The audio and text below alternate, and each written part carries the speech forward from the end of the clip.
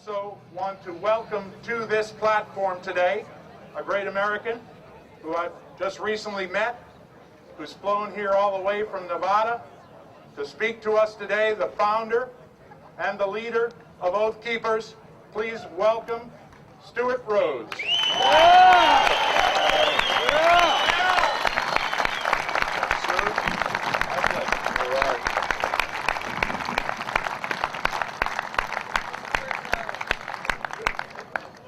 Good afternoon. Hoorah! Hoorah! All right. I'm Stewart Rhodes. I'm the founder of Oath Keepers. I served as a paratrooper in the U.S. Army. Well, you're an easy crowd, I tell you. And after my service, I served like the rest of you who served. I didn't do it for a job. I did it because I felt an obligation to serve my country.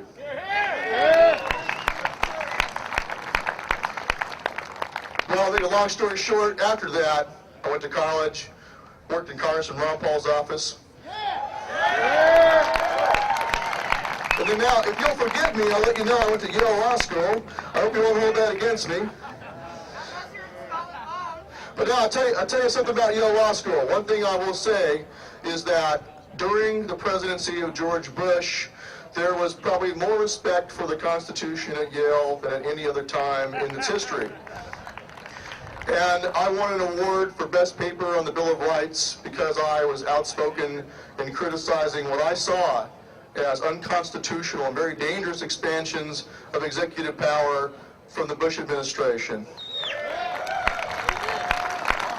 And that's one thing I always make very, very clear, is that Oath Keepers is a nonpartisan association of current serving military, current serving police officers, veterans, and firefighters and other emergency personnel. And when we say nonpartisan, we mean it. I don't care whether they're a Democrat or Republican. If they violate their oath, which they all took to support and defend the Constitution, I will call them on it. And you should too.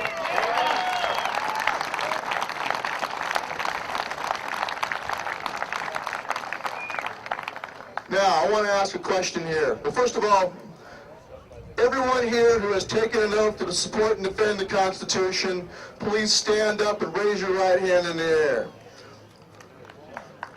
Put your right hand up, you swore an oath.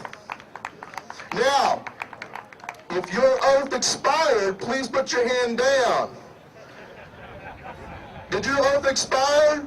No! It did not. There's no expiration date on that oath.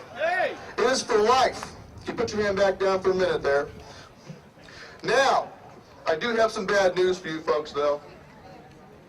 Being an attorney, I did some research last night, and it turns out that you don't have a right to disobey unlawful orders.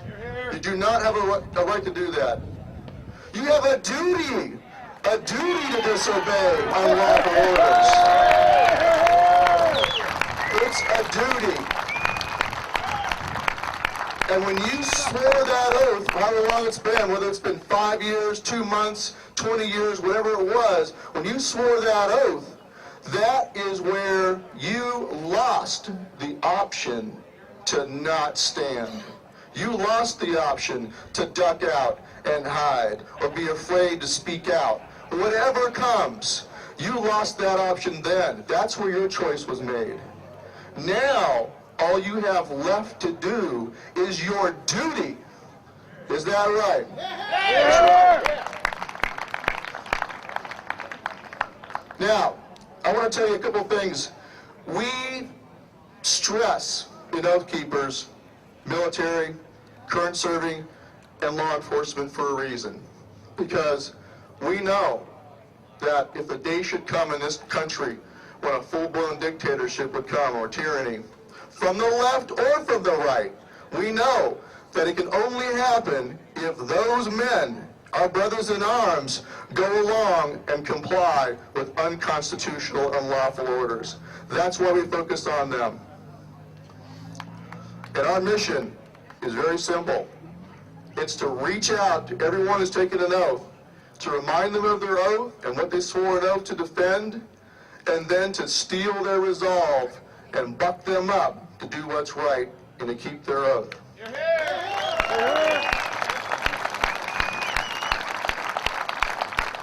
Now, why is the oath to the Constitution? As you've already heard from the learned scholar Vieira, the constitutional republic that the Constitution put in place is meant to protect your natural rights, rights that predate any government. Where do your rights come from? Do they come from government? No, they do not.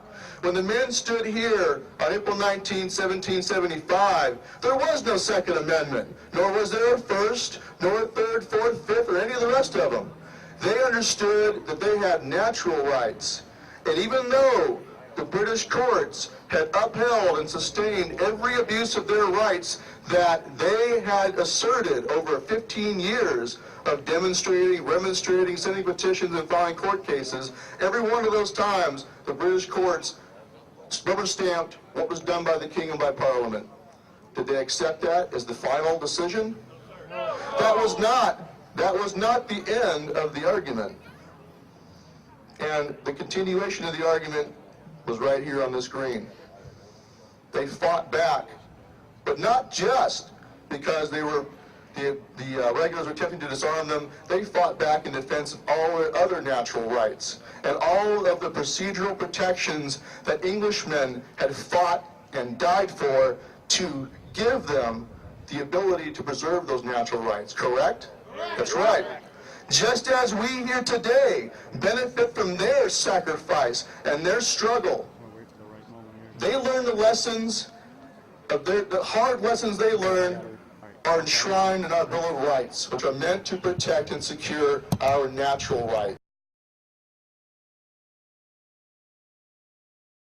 And he was out tilling his field, and he saw the regulars coming down the road. And then, to the surprise of his family, he walked inside his home, and he strapped on 2 dueling pistols that he had as prizes from the war against the French, 2 French dueling pistols. He strapped on a captured French sword that he had, grabbed his musket, and went out and made war one last time at the age of 80. He ambushed the regulars at close range, fired 5 shots, killed 3 regulars, and in the middle of his reloading, they charged with bayonets. He drew his sword and fought them sword against bayonet. He was shot in the face, stabbed 16 times with bayonets, and left for dead. And his family went out to gather his body up in mourning. When they got there, to their amazement, they realized he was still alive. And not only was he still alive, he was trying to reload.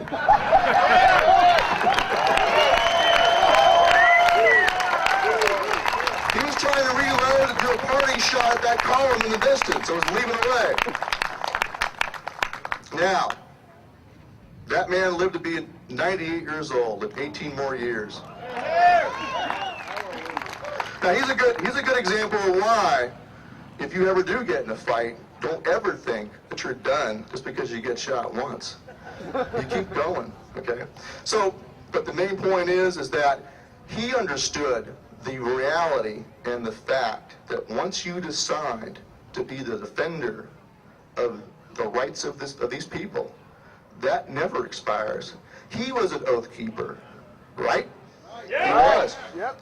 And he understood the big picture. When he was asked later why he fought that day, he said he fought because he did not want his children and grandchildren to be subjects of a distant king. He wanted them to be free. That's why he fought. Now there's a man who understood the big picture. He understood the big picture. And that is that none of us gets out of here alive. What counts is whether or not our children are free. That's all that counts. And I gotta tell you, when I first thought of Oath Keepers,